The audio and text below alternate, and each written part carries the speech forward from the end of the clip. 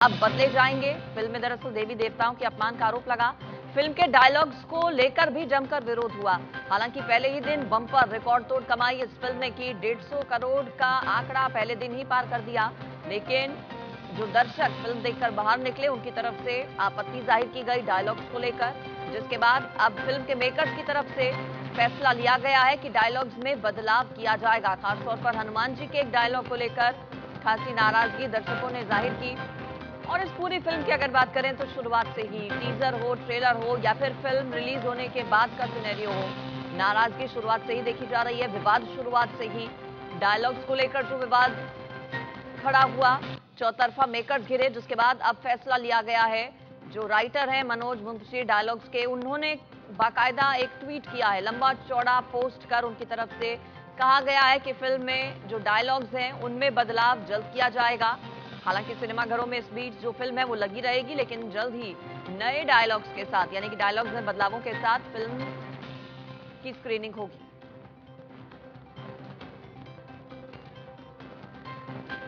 विवाद भले ही राम इस का फिल्म काम से करने निकले थे, राम का काम करने निकले हैं और राम का काम करते रहेंगे। और राम कथा से जो सबसे पहला पाठ हम सीखते हैं वो है सबके मतों का सम्मान। हमने ये कहानी अपने तरीके से सुनाई क्योंकि हमें अपने ही तरीके से सुनानी चाहिए थी। जब महर्षि वाल्मीकि ये कथा लिखते हैं 7,500 वर्ष पहले, तो उनका अपना तरीका है। उसके बाद हजारों वर्षों बाद बाबा तुलसीदास के हाथों में लेखनी आई। बाबा तुलसीदास ने उस कथा को अपने तरीके से, उसको पहले तो अपने अंदर आत्मसात किया और फिर अपने तरीके से सुनाई वो कहानी। उन्होंने महर्षि वाल्मीकि की तरह नहीं सुनाई। सर की रामायण बहुत भव्य, बहुत ही अद्भुत रामायण वो हमें देखने को मिली। जब ओम राउत ने ये फिल्म बनाई और मैं इस फिल्म से जुड़ा, तो हमारे पास भी अपना एक तरीका था बात कहने का, तो हम उस तरीके से बात कहना चाह रहे थे।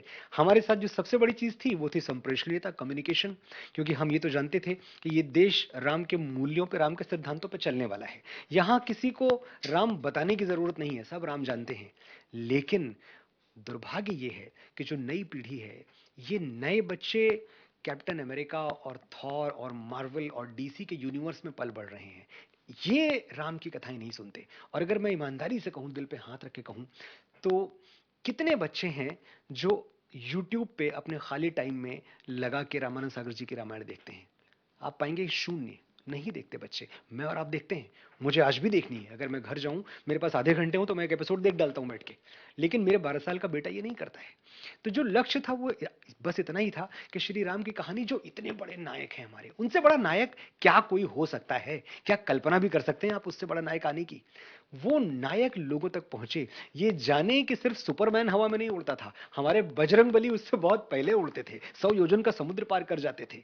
हमारे बजरंगबली सिर्फ हल्क ऐसा नहीं था कि जो बड़ी बड़ी चीजें मारे और मुक्का और पहाड़ टूट जाएं। हमारे बजरंगबली द्रोणागिरी पर्वत उठा के उड़ जाते थे। ये सब हम लोगों को बताना चाहते थे। इतना सा ही लक्ष्य था कि हम नए हीरोज दे पाए, असली हीरोज, सनातन के जो हीरोज है, सनातन के नायक हैं, वो हम बच्चों को दे पाए। ये हमारी यात्रा थी, ये हमारी कोशिश थी। पहली चीज तो ये कि पहले दिन से, जब मैं पहली बार मीडिया के सामने आया था इस फिल्म को लेकर, तब से मैंने एक चीज कही थी कि ये वन वे ट्रैफिक नहीं है, टू वे ट्रैफिक है। हम उन फिल्म मेकर्स में हैं जो आपकी बात सुनेंगे। इस देश में और कोई फिल्म निर्माता ये दावा नहीं कर सकता कि उसने कोई भी संशोधन लोगों के कहने पे अपनी फिल्म में किया हो।